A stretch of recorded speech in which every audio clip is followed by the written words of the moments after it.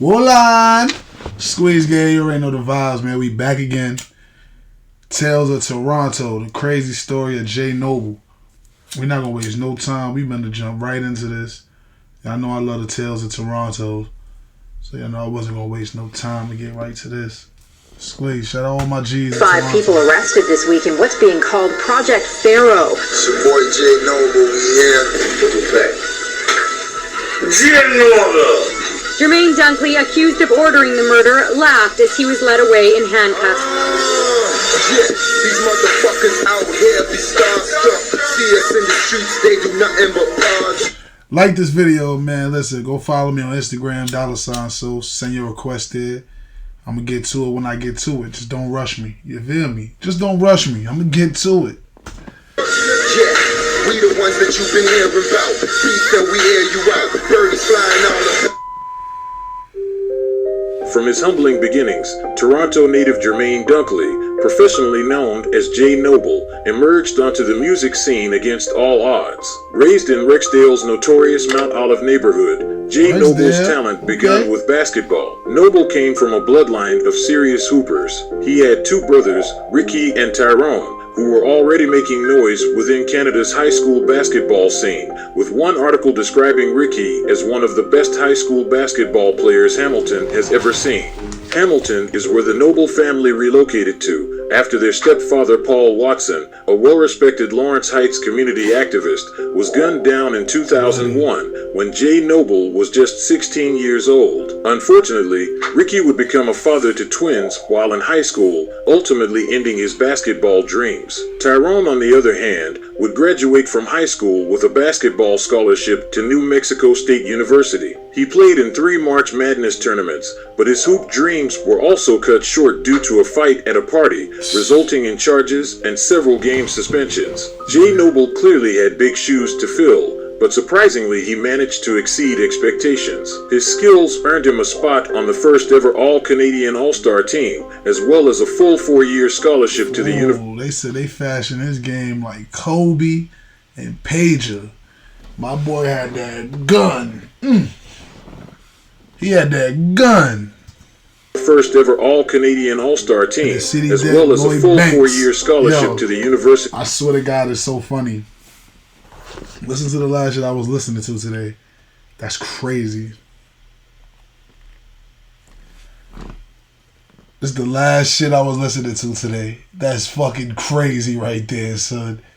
I swear to God, I did not look at, with my kids, I did not never watch this shit, nothing. That's crazy.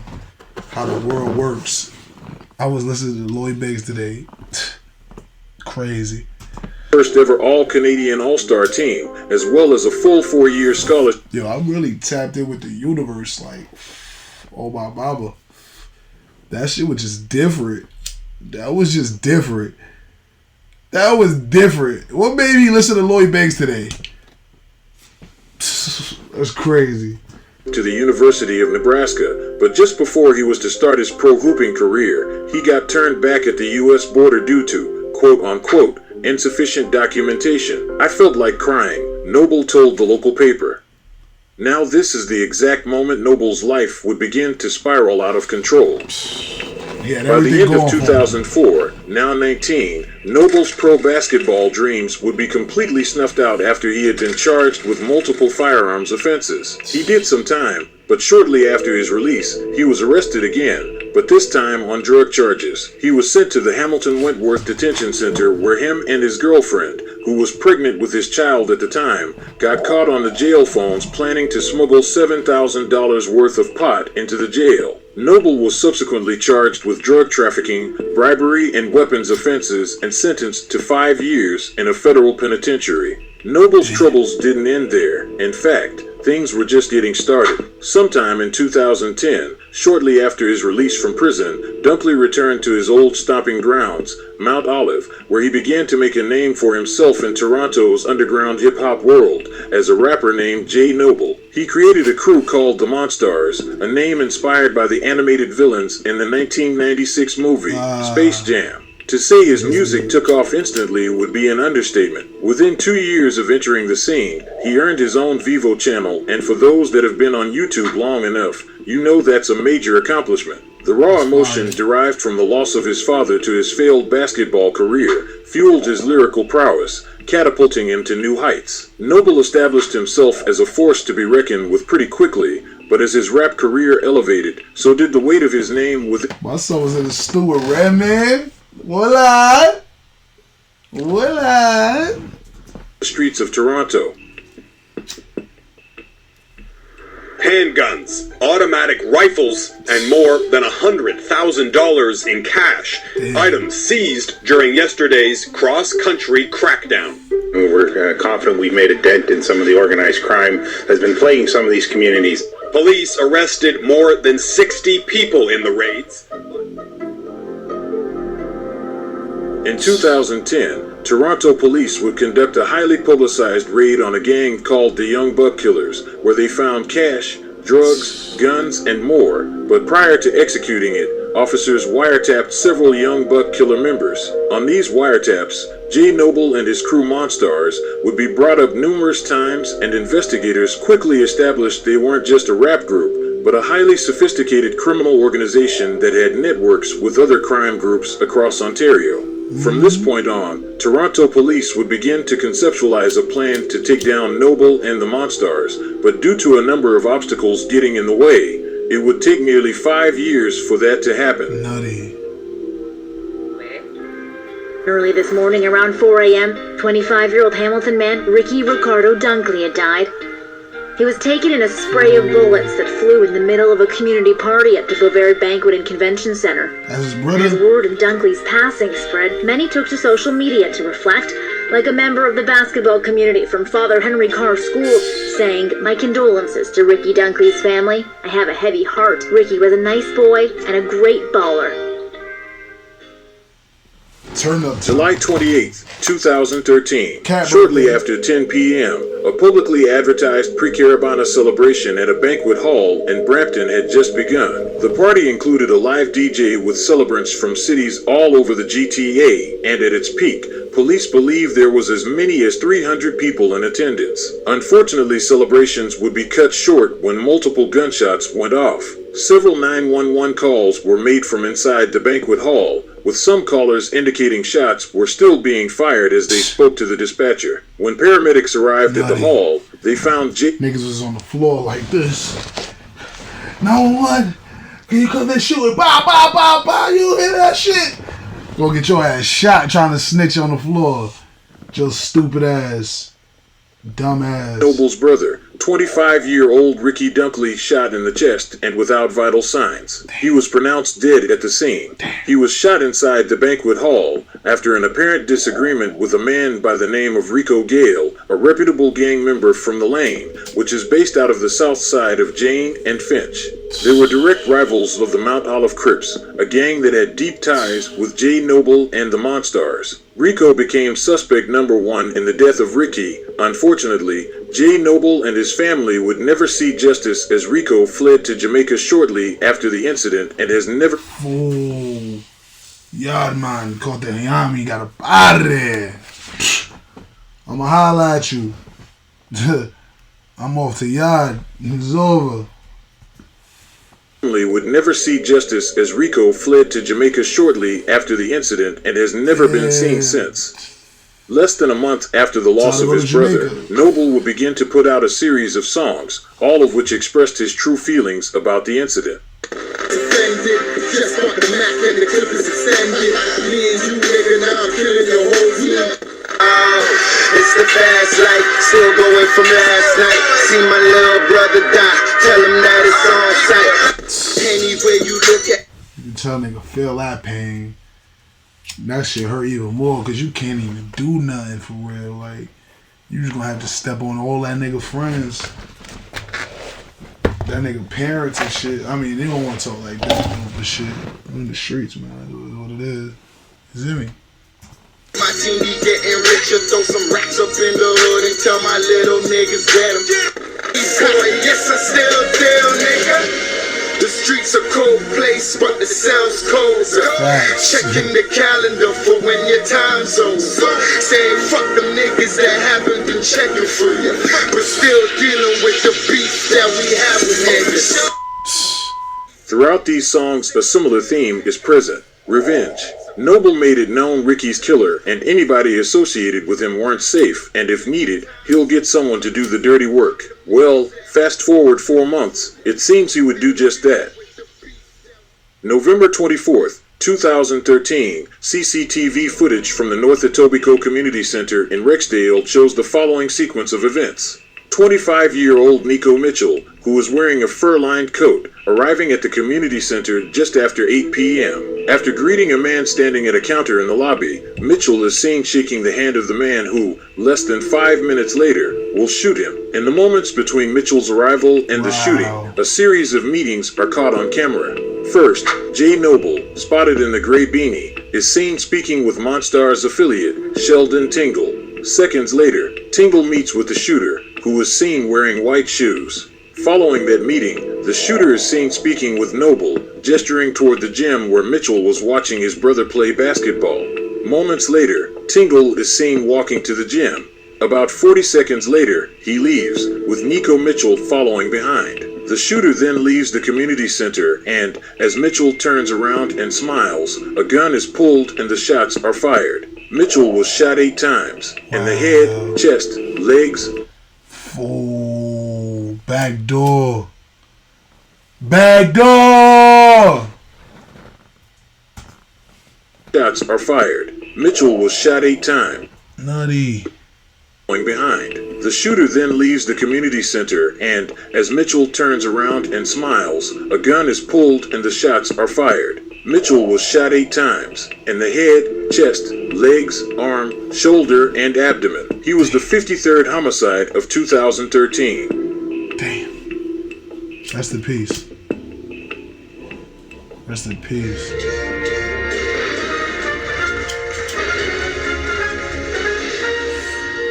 I ain't gonna lie, one thing I know about Toronto, they gonna get that. You catch a hobby, you get caught, nigga. They gonna catch you, bro. Them niggas gonna get you. Gangster. Every video I did, nigga got caught.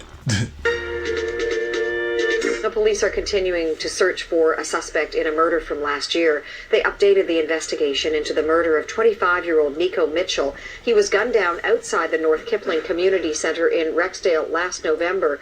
Police had identified a suspect earlier this year, 23-year-old Rashane Hales Wilson of Mississauga. He is wanted for first-degree murder. Detectives say they're frustrated that he hasn't been arrested yet, and note that that's because people are helping him. Unfortunately, I'm disappointed, as are Nico's family, to say that Mr. Hales Wilson remains at large as a fugitive from justice and has not been arrested yet for this murder. There is absolutely no doubt in my mind that wherever he is, he continues to pose a serious risk to the public and to the police. He is violent, most likely involved in criminal activity, and should be considered armed and dangerous.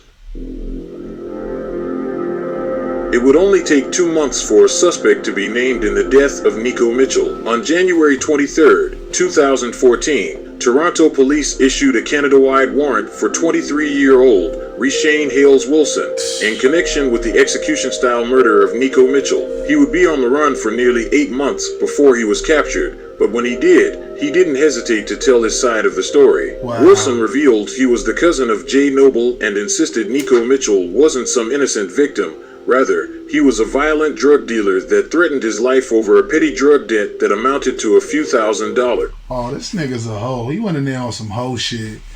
And you telling niggas you Jay Noble cousin. Like, why you even mentioning Noble for? Like, leave Noble out of this.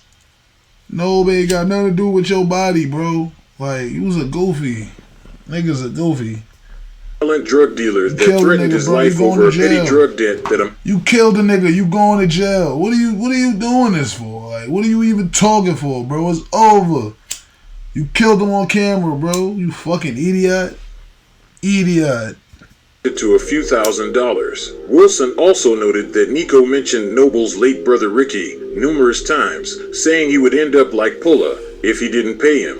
Pullo was Ricky's nickname. Wilson also stated Noble was the one that pressured him into executing Nico, as he believed Nico was closely affiliated with Rico Gale, the man wanted in the murder of his brother Ricky. It is important to note that there is evidence suggesting Nico was at the party the day Ricky was killed, even associating with Rico moments before shots rang out. At this point, Toronto police would begin to wiretap the devices of several Monstars members in hopes of gathering evidence against Noble and his crew. For nearly a year, a wide variety of evidence was obtained, and what investigators managed to decipher was shocking, to say the least. It was confirmed that Jay Noble and the Monstars were involved in a confirmed 44 violent incidents across Toronto beginning in 2011. Nah, them niggas put that work in. Them niggas is spinning shit. No was spinning shit. Okay, no. Including the infamous running gun battle in Mount Olive that later continued in front of Etobicoke General Hospital. Wow. It's an all too familiar scene in Rexdale in Toronto's North End. A mass of police cars, residents peering out from behind their closed doors, and paramedics tending to the wounded. Police say 4 gunmen drove up to the housing complex and opened fire, wounding 3. It's definitely brazen, and it is alarming. But it's what happened next that left even police stunned. The alleged shooters followed their targets to the hospital and once again opened fire, wounding a 4th before escaping. We heard 3 shots, bang, bang, bang. Last thing they expect is gunshots to ring out. Nah, son, they wildin' out there. Them niggas is wildin' in Toronto, gang. Targets to the hospital and once again opened fire, wounding a 4th before escaping. We heard 3 shots, bang, bang, bang. Last thing they expect is gunshots to ring out right at the hospital. At the hospital? It's very brazen. What you're seeing in Rexdale is more street-level gang type of activity, which is more reckless, more brazen, more entitled. Wiretaps also revealed that Noble had a high-ranking detective constable from the Hamilton Police Services giving sensitive police information to him and his team. Had a nigga on that payroll, bitch, yeah! Had that bitch on payroll. Thanks. Fuck in exchange for cash. According to reports, Constable Craig Ruthowski was part of a pay-for-protection scheme in which he would tell the Monstars the locations of pending search warrants, the identities of people protected under a publication ban, and covert investigative... So he already put them on that homie was snitching. I know they had to. I know he had to.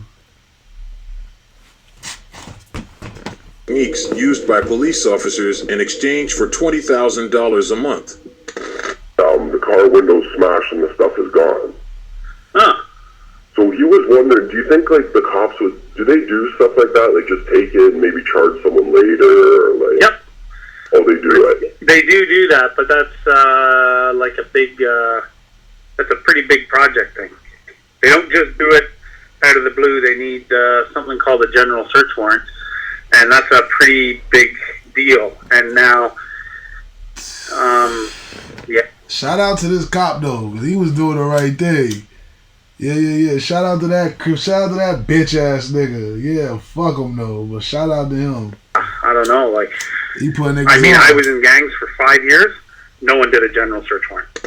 Jay Noble and the Monstars clearly had a noticeable level of power within the streets of Toronto, and officers knew they had to take action quick. So after more than a year of surveillance and evidence gathering, Project Pharaoh commenced. On June 5th, 2015, Project Pharaoh was conducted with nearly 750 police officers participating in the early morning raids across southern Ontario. 50 search warrants were executed and 29 people were arrested, including Sheldon Tingle. Those warrants also yielded the seizure of 14 firearms, an estimated $3.8 million worth of various drugs, almost $200,000 in Canadian currency, and a number of luxury vehicles. An inspector was quoted saying, "With the warrants we've done this morning, they've taken us outside of Toronto and into Hamilton and other jurisdictions. That speaks to their sophistication. I don't think we're dealing with a low-level corner street gang." Miraculously, even after the raids, Jay Noble still wasn't apprehended. He went on the run for nearly 4 months before he was captured and charged with a hefty list of offenses, including first-degree murder, participation in the activities of a criminal organization, and instructing commission of offense for criminal organization. While this may seem like the end of Noble's story, it isn't, because 3 months into pre-trial custody, he was hit with another first-degree murder charge. What? But this one was for an incident that happened more than a decade ago. What? The Niagara Falls man has a measure of closure tonight, more than a decade after his murder north of the border. What? Michael Palmer was killed in 2005 after a night out in Hamilton, Ontario. Hamilton police said they arrested a man this afternoon. News 4's Callan Gray has reaction from Palmer's family. That's the worst when you in jail and they pick you up on another case. Bro, you don't even get a chance to run. Damn, no. Jackie, Dave, Hamilton, Ontario police are still looking for 2 other suspects, but today arrested 32-year-old Jermaine Dunkley for shooting and killing Palmer, taking him from his mother and family far too soon. Damn, no. It was the early morning hours of September 8th, 2005, and closing time had come and gone at the former CD's bar on Hamilton's Ottawa Street. Hamilton police say many patrons were still milling about in the parking lot when a gunshot rang out. 22-year-old Michael Palmer was hit and was rushed to hospital, but died as a result of his injuries 12 hours later. He was one out of a group of 5 who had traveled to the Ottawa Street nightclub from Niagara Falls, New York. Investigators acknowledged that the case had gone cold until they issued a... Nigga smoked the New York nigga, but you know Niagara Falls is like across the street from Toronto. You can, I mean from Canada, you can cross the street from Niagara Falls and be in Canada. For fresh information back in August of 2017, as the unsolved murder was nearing its 12-year anniversary. Out of nowhere, a woman, whose name is protected under the publication ban, came forward with information implicating Jay Noble as the gunman behind Michael Palmer's death. As a result, Noble was swiftly charged with first-degree murder. How though? Fast forward a year, trial would begin. The Crown theorized that Jay Noble and some of his friends attended CD's bar that night. After the club closed, the Crown submits that Noble and his friends socialized in the nearby parking lot where Michael, his friends, and other clubgoers were also socializing. They went on further, saying Michael and or his friends annoyed Noble either because of their presence or because Michael had been flirting with a woman whom the Crown alleges was Jay Noble's girlfriend. In turn, this motivated Noble to shoot Michael in the eye with a handgun. Keep in mind, the Crown's theory is solely dependent on the unnamed informant, who the judge says has a dishonest character with a motive to lie and also has a lengthy criminal record. The judge also made note that her statements over the course of the interrogation has evolved over time, indicating she may have been coached by police officers handling the case, including disgraced constable Craig Ruthowski. Watching the proceeding from a video room at the Hamilton jail and wearing an orange jumpsuit, mask hanging below his chin, Jay Noble broke into a wide smile and laughed after the judge reached his conclusion. He was acquitted of all charges, but his legal troubles still weren't over. The Nico Mitchell trial would commence shortly after, with the Crown this time providing an absurd amount of evidence ranging from CCTV to wiretaps, all of which implicated Jay Noble in Nico's death. The wiretaps were the most damning piece of evidence, however, since it provided several missing links to the case and revealed how Jay Noble truly felt about Nico. In one intercepted call between Noble's mother and her friends, she can be heard expressing that her anger is so intense that she would kill Sislak, who she strongly believed was responsible for Ricky's death. "It's due time for my kid," she said. In another intercepted call, this time Sislak, I did the Sislak joint too. Okay, this should make sense. Between her and Jay Noble, Noble can be heard loudly disagreeing with the belief Sislak had any involvement in the death of Ricky. Instead, he vehemently insisted it was Rico Gale and Nico Mitchell. Wiretaps also revealed Jay Noble's baby mother had commented on a social media commemorative Instagram picture of Nico Mitchell by posting 2 kissing emojis and 2 fist bumps. Soon after, investigators intercepted telephone calls between her and Jay Noble, where he threatened her with violence because of what he considered were supportive comments for the deceased Mitchell on the memorial page. In their conversation, Noble indicated that Mitchell was the one who pointed out his brother to the shooter. Noble went on further stating that he considered her to be a traitor to him and his family, and that when he saw her again, he would quote-unquote slap her up.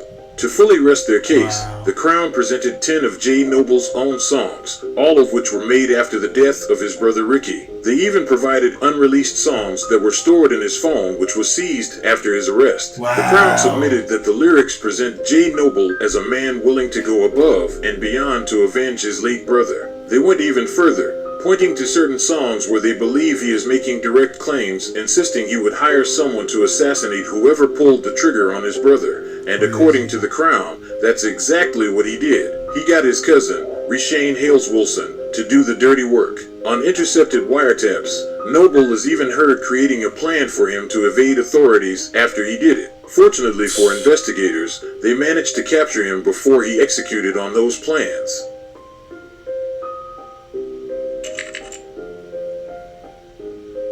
Damn, found guilty. Stupid nigga told and got 25 to life. Goofy.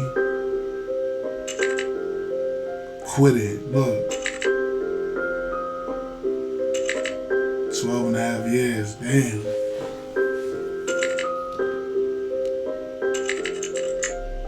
Damn, 21 years. Damn.